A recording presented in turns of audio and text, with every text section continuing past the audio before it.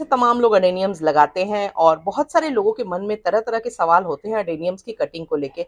Cutting कैसे की जाए इस पर तो आपको बहुत सारे वीडियोस मिल जाएंगे, पर कटिंग क्या जरूरी है, क्या नहीं जरूरी है, कब करनी है, क्यों नहीं करनी है, क्यों करनी है, फंजीसाइड का यूज करना क्या जरूरी होता है, नहीं जरूरी होता है, और कटिंग करने के बाद आपको उसमें कौन सी ऐसी चीज ऐड करनी है मिट्टी में जिससे कि उसमें शूट्स की जो ग्रोथ है वो जल्दी हो और आपके प्लांट में काफी अच्छी तादाद में शुरुआत से ही कलियां आए। क्योंकि अगर फोलिएज की ग्रोथ तेज हो जाएगी तो कलियां कम आएंगी, पर अगर कलियां ज्यादा पहले आने लगेंगी तो फ्लावरिंग ज्यादा होगी और फोलिएज बाद में ग्रो होगा। तो ऐसा क्या करना है जिससे कि फोलिएज बाद में आए और फूल पहले आ जाए। कई बार ऐसा होता है आपको बहुत अच्छे वीडियोस मिल जाएंगे अडेनियम की कटिंग कैसे करें और क्या करें अडेनियम की कटिंग के पहले और बाद में, पर जो सवाल आपके दिमाग में आते हैं उनका जवाब आपको नहीं मिल पाता है। तो आज मैं कटिंग से रिलेटेड उन तमाम सवालों के जवाब दूंगी जो आपके दिमाग में आते हैं पर आप समझ नहीं पाते हैं कि आपको कैसे करना है, क्या करना है। पर वीडियो शुरू करूं उसके पहले मेरे चैनल को जरूर सब्सक्राइब करिएगा, वीडियो पसंद आए तो लाइक कीजिए, गार्डनिंग लविंग फ्रेंड्स के संग शेयर कीजिए और बेल आइकन को जरूर पुश कर दीजिएगा ताकि जो भी मैं गार्डनिंग से रिलेटेड अपडेट करूं वो आप तक झटपट पहुंचे। अडेनियम एक ऐसा प्लांट है जो सिर्फ फूलों के लिए नहीं लगाया जाता है, बल्कि इसकी जो विशेष प्रकार की आकृति यानी कि इसका जो थिक कोडेक्स होता है उसकी वजह से इसको लगाया जाता है। तो कटिंग करने का सबसे पहला फ़ायदा तो ये होता है कि अगर आप ब्रांचेस को लगातार प्रून करते रहते हैं तो इसका जो कोडेक्स होता है वो मोटा होता चला जाता है, जो देखने में इस प्लांट को बहुत ही अलग, खूबसूरत और एक नेचुरल बॉन्साई के जैसा बनाता है। दूसरी चीज़ है कि जब आप कटिंग करेंगे तो मल्टीपल ब्रांचेज होंगी तो काफ़ी फूल आएंगे, इसलिए भी अडेनियम की कटिंग ज़रूरी है। पर क्या ये ज़रूरी है कि सारे आपके पास अगर मान लीजिए अडेनियम के 10 पेड़ हों तो 10 को आप एक ही शेप और साइज़ का काट दें?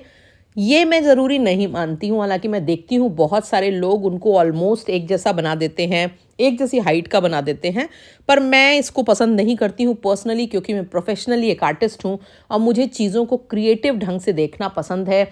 उनके नेचुरल शेप और नेचुरल फॉर्म को मैं इंपॉर्टेंस देती हूँ। मान लीजिए कि एक मैंगो ट्री है, पर जितने मैंगो ट्री आप देखेंगे उनके शेप डिफरेंट होते हैं, वो डिफरेंट लगते हैं।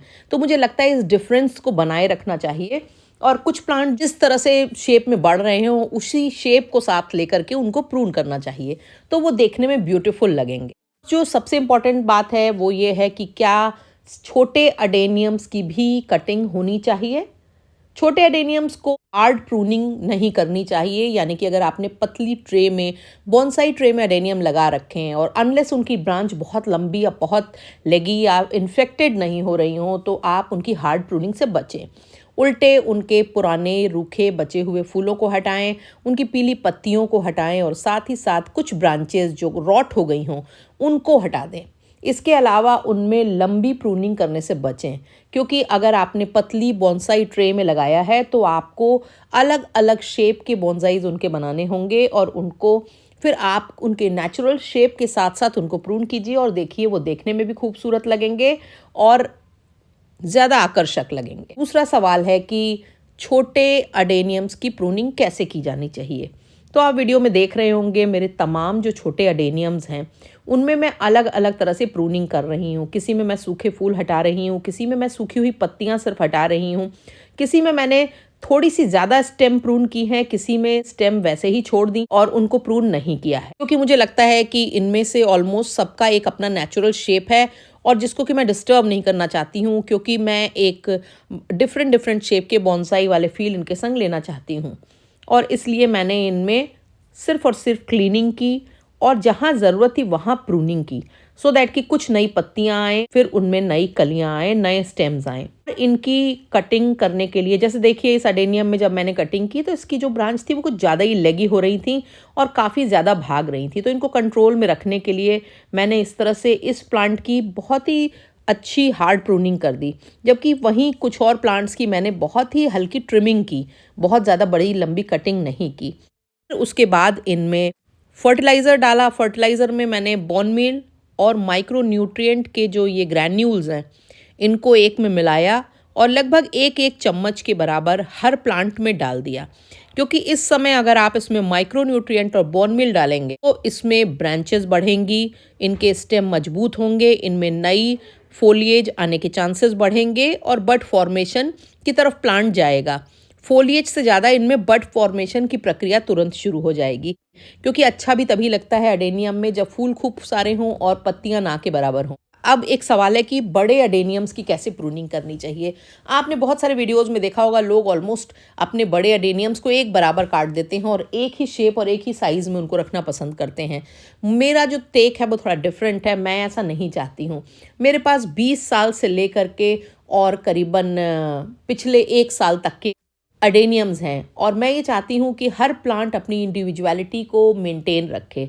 मुझे कुछ ज़्यादा बड़े अडेनियम्स भी अच्छे लगते हैं, क्योंकि जब आप उनको अपने गार्डन में यूज़ करते हैं सजावट में, तो उनका जो शेप होता है, एक कोडेक्स होता है, वो तो थिक होता है, पर उनकी जो ब्रांचेस होती हैं जब वो पतली और लंबी होकर ऊपर जाती हैं तो वो बड़ी डेलिकेट सी लगती हैं और बड़ा कंट्रास्ट होता है। नीचे से तो वो बहुत ही स्थूल सा और बहुत ही ज़्यादा बल्कि लगता है, और ऊपर जाके वो एकदम डेलिकेट सा लगने लगता है, और ये चीज़ मुझे पसंद आती है।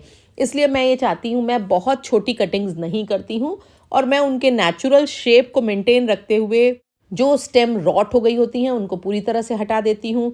जो आधी रॉट हो रही होती हैं उनमें थोड़ा सा 1 इंच रॉटन एरिया से 1 इंच नीचे से उनको काट करके हटाती हूँ। कुछ में मैं ऑलमोस्ट सारा हटा देती हूँ। कुछ यहाँ पे जो प्लांट्स हैं उनमें मैं देख रही हूँ कि इनकी टिप पे बर्ड्स आ चुकी हैं, उनको मैं नहीं डिस्टर्ब करती हूँ, क्योंकि मेरा ये मानना है कि अगर बर्ड आने लगी हैं तो उसको काटना जो है वो जस्टिस नहीं है और वो अच्छी चीज़ नहीं है। तो मैं उन पोर्शंस को छोड़ देती हूँ जिनमें मुझे लगता है कि नहीं बड फॉर्मेशन हो रही है। अगर पत्तियां हैं और लेगी स्टेम है या रॉट है थोड़ा सा उसके हिस्से में, तो उसको नीचे से पूरा काट करके हटा देती हूँ। और अगर बड़ी और अच्छी कटिंग निकालेंगे तो वो ये आगे काम की होने वाली हैं।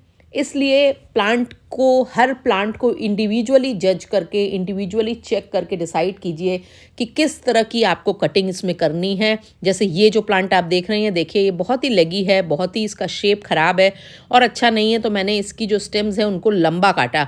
उससे एक तो मुझे कुछ कटिंग्स मिल गई जिनको कि मैं नई ग्रो कर सकती हूँ, और इसके साथ ही साथ ये आउट ऑफ ऑर्डर प्लांट था जिसको मैंने एक ऑर्डर में कर दिया है। और इसी तरह से अलग अलग प्लांट का अलग अलग ट्रीटमेंट होगा। आप देख रहे हैं इसमें ये जो प्लांट है ये तो मेरा 20 साल पुराना अडेनियम है और बहुत ज़्यादा बुशी और थिक हो जाता है, और एक टाइम ऐसा आता है गर्मियों में जब ये फूलों से एकदम लद जाता है। पर इसको भी मैं बहुत ज़्यादा हार्ड प्रूनिंग नहीं करती हूँ, क्योंकि मुझे इसका जो बड़ा होना है वो पसंद आता है। इसकी लंबाई करीबन 3.5 पौने 4 फीट के करीब है और मुझे ये ऐसा ही अच्छा लगता है।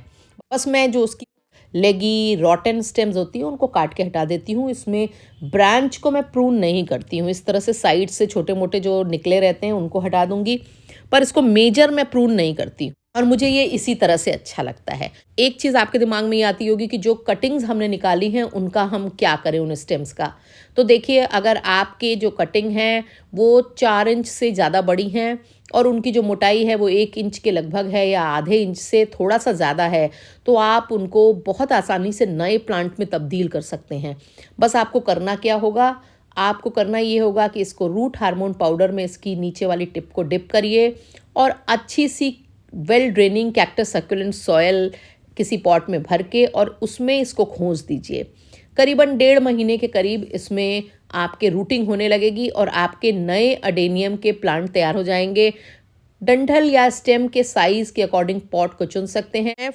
मैं फंजीसाइड पाउडर को इतना गैर जरूरी मानती हूँ कि इस बात से आप समझ लीजिए कि इस वीडियो में डालने के लिए मेरे पास कोई एक क्लिप नहीं थी जिसमें मैंने फंजीसाइड यूज़ किया हो और मुझे ये कहीं और से ये क्लिप्स निकालने पड़े। बहुत ज़रूरी बिल्कुल भी नहीं है। अगर आपके यहाँ छोटा सा कोई पोर्शन रॉट हो रहा हो तब भले ही आप लगा करके उसको बचा सकते हैं, अदरवाइज़ जब रॉटिंग शुरू हो जाती है तो कोई चीज़ वर्क नहीं करती है। फंजीसाइड पाउडर पर्यावरण के लिए बहुत हानिकारक हैं और नए जो रिसर्च आ रहे हैं उनमें बताया जा रहा है कि दुनिया में जो हनी बीज की संख्या में कमी आ रही है उसका पीछे का बहुत बड़ा कारण ये केमिकल फंजीसाइड पाउडर है। और आपने पढ़े होंगे इस तरह के आर्टिकल जो ये बताते हैं कि अगर हनी बीज ख़त्म हो गई, दुनिया से एक्सटिंक्ट हो गई, तो मानव का जो अस्तित्व है वही खतरे में पड़ जाएगा। और हम गार्डनिंग क्यों करते हैं? प्लेजर के लिए, अपने पर्यावरण को बचाने के लिए। और एक प्लांट को बचाने के लिए हम पर्यावरण को इतना ज़्यादा डैमेज कर दें, ये मुझे पसंद नहीं आती है बात। इसलिए मैं फंजीसाइड्स को यूज़ नहीं करती हूँ। हाँ, अगर आप चाहें तो आप यूज़ कर सकते हैं।